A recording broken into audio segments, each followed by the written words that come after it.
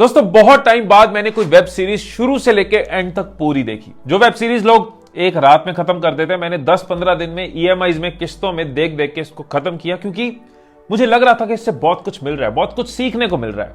मैं सही या गलत की बात नहीं कर रहा, मैं बात कर रहा हूं किसी के सक्सेस और किसी के फेलियर से हम बहुत कुछ सीख सकते हैं। तो आज आपके साथ शेयर करने वाला हूं 5 ऐसे लेसन्स जो मैंने इस सीरीज से लिए और मुझे लगता है कि जिंदगी भर हम उनको याद रख सकते हैं। और आपने इसके अलावा क्या क्या सीखा वो भी हम जरूर जानेंगे। कमेंट्स में इस वीडियो को देखने के बाद जरूर डिस्कस करेंगे। सबसे बड़ा जोखिम है जोखिम ना लेना। ये सिर्फ इस सीरीज का डायलॉग ही नहीं है, फेसबुक के फाउंडर मार्क जुकरबर्ग का भी यही कहना है, the biggest risk is not taking any risk. आप ये देखो कि आपने कई बार बड़े बुजुर्गों से सुना होगा कि यार अगर उस टाइम पे मैंने ऐसे कर लिया होता ना तो आज क्या होता। ये एक चीज अगर मैंने तब करी होती ना, सोची थी, की होती ना, आज लाइफ अलग होती। हमारे सामने भी ऐसी कई चीजें हैं जिनके बारे में हम सोचते हैं, जिनकी कुछ ऐसी अपॉर्चुनिटीज होती हैं, कुछ ऐसे मौके होते हैं जो हमें पता है हमें फायदा दे सकते हैं, लेकिन हम रिस्क लेने से डरते हैं, या फिर मैं ये कहूं हमें रिस्क लेना नहीं आता।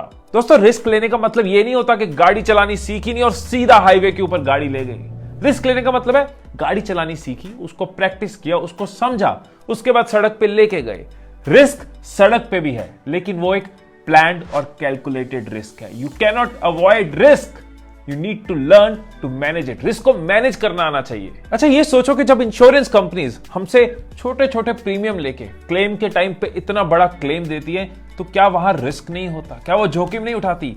फर्क इतना है कि उनको रिस्क को मैनेज करना आता है, कैलकुलेट करना आता है, और उसी रिस्क मैनेजमेंट से वो इतने बड़े प्रॉफिट्स जनरेट कर पाती है। सो आपको भी आपके गोल्स के रास्ते में जो रिस्क नजर आते हैं ना, उनको प्लान करो, उनको मैनेज करो, उनको समझो, क्योंकि रिस्क है तो इश्क है।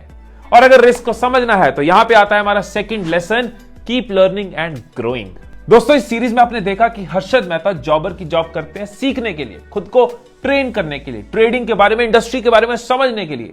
वो अपना कितना टाइम रीडिंग में, रिसर्च में लगाते हैं। इसी तरह से सुचेता दलाल अपने केस को समझने के लिए कितना टाइम उसकी रिसर्च में लगाते हैं, उसके बारे में जानने में लगाते हैं। इट मींस कुछ भी बड़ा करना है, कुछ भी सब्सटैंशियल करना है तो लर्निंग बहुत जरूरी है। आपको एक बात बताऊं, जब मैं इंटरव्यूज लेता हूं ना, तो मैक्सिमम कैंडिडेट्स का क्वेश्चन ये तो होता है कि अर्निंग कितनी होगी, सैलरी कितनी होगी, लेकिन ये क्वेश्चन बहुत ही रेयर होता है कि लर्निंग कितनी होगी, सीखने को क्या क्या मिलेगा। स्पेशली अगर आप अपने करियर की शुरुआत में हो तो ये बात ध्यान से सुनना कि शुरुआत में अर्निंग से ज्यादा लर्निंग जरूरी है। एक जॉब में आपको 10,000 मिल रहा है लेकिन लर्निंग बहुत मिल रही है, तो वो जॉब आपको 10 लाख तक लेके जाएगी। किसी जॉब में 20,000 मिल रहा है लेकिन लर्निंग नहीं मिल रही, तो कहां पहुंचोगे? So learning is the actual earning, क्योंकि लर्निंग हमारे दिमाग को तेज करती है। और यहीं पे आता है हमारा third lesson. So third learning जो हम ले सकते हैं कि बिजनेस में सैचुरेशन आता है, दिमाग में थोड़ी ना आता है, वो तो चलता रहता है। मैं ऐसे कई लोगों को मिलता हूं जो मुझे अपना करियर एस्पिरेशन शेयर करते हैं कि मैं सिंगर बनना चाहता हूं, लेकिन सिंगिंग फील्ड सैचुरेट हो चुका है, बहुत स्ट्रगल है। कई सिंगर्स बॉलीवुड में जाके भी स्ट्रगल कर रहे हैं। यूट्यूब में बहुत कंपटीशन हो चुका है, यूट्यूब में सैचुरेशन आ चुकी है, अब क्या करें? कोई बिजनेस शुरू तो करना चाह रहे हैं लेकिन लगता है कि मार्केट सैचुरेटेड हो रही है। तो क्या ऐसे में कोई नया बिजनेस शुरू नहीं होगा? कोई नया यूट्यूब चैनल बन नहीं रहा? कोई नया सिंगर मार्केट में आ नहीं रहा? फर्क सिर्फ इतना है कि जिन लोगों के दिमाग में सैचुरेशन नहीं है ना, वो आइडियाज ढूंढ लेते हैं। अगर सिंगर बनना है और लग रहा है कि बॉलीवुड में बहुत कॉम्पिटिशन है, तो डिजिटल मीडिया को यूज करके अपनी सिंगिंग को प्रेजेंट कर सकते हो, क्रिएटिव आइडियाज ढूंढ सकते हो, स्टोरीज को सॉन्ग्स की फॉर्म में गा सकते हो। आप कोई 2 कैरेक्टर्स की नरेशन कर सकते हो सॉन्ग्स की फॉर्म में। आप कोई नेशनल इश्यू के ऊपर सॉन्ग्स बना के डिजिटल मीडिया पे डाल सकते हो। आप कंसिस्टेंटली अपनी वीडियोस में कुछ क्रिएटिविटी लगा के गाने क्रिएट कर सकते हो। आप किसी एनजीओ के लिए फंड्स रेज करने के लिए गा सकते हो और धीरे धीरे अपने सिंगर की एक पोजीशनिंग बना सकते हो। कई सारी चीजें सोचने पे आ जाएंगी आपको अपने फील्ड के बारे में, अगर याद रखोगे फील्ड सैचुरेटेड होते हैं, दिमाग सैचुरेटेड नहीं होता। अब बात करता हूं अगली लर्निंग की। दोस्तों कई बार आपने अपनी मम्मी को या दादी को सुई में धागा पिरोते हुए देखा होगा, है ना? तो जब वो सुई पकड़ती है, धागा लगाने लगी होती है, क्या हमेशा पहली बार में धागा टिक पहुंच जाता है सुई के अंदर? नहीं ना, कई बार राइट से निकल जाता है, लेफ्ट से निकल जाता है, डल नहीं रहा।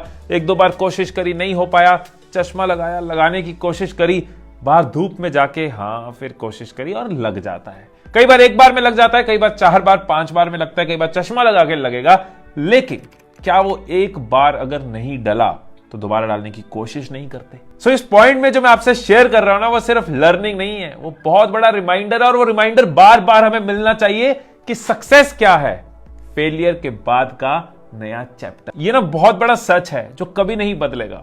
चाहे 200 साल पुराना कोई सक्सेस उठा के देख लो या रीसेंट सक्सेस उठा के देख लो। थॉमस एडिसन कई बार फेल हुए, धीरूभाई अंबानी कई बार फेल हुए, स्टीव जॉब्स कई बार फेल हुए, रितेश अग्रवाल 6 बार फेल हुए, लेकिन हर सक्सेस स्टोरी रीसेंट हो या हजारों साल पुरानी हो, उसके पीछे फेलियर्स होते हैं। तो देखा जाए, जिसको हम फेलियर कहते हैं ना, एक्चुअली में वो एक्सपीरियंस है जो आपको हर बार सिखाता है, हर बार आपको आगे लेके जाता है। हर फेलियर आपको सक्सेस के और करीब लेके जाता है। इसलिए सक्सेस क्या है? फेलियर के बाद का नया चैप्टर। अगली लर्निंग हम सब के लिए बहुत बहुत इंपॉर्टेंट है। अभी अपने पास खर्च करने के लिए सिर्फ टाइम ही तो है, नहीं तो सही टाइम की वेट करने में खुद खर्च हो जाएंगे। दोस्तों, टाइम एक ऐसी चीज है जो हम सबके पास इक्वल है। अमीर गरीब, टाइम सबके पास बराबर है। आप पैसे को लेके कंप्लेंट कर सकते हो, रिलेशन को लेके, सपोर्ट को लेके, हालातों को लेके, एनवायरमेंट को लेके, लेकिन टाइम को लेके कंप्लेंट नहीं कर सकते कि मेरे को टाइम अलग मिला है, उसको ज्यादा मिला है। टाइम हम सबको बराबर मिला है।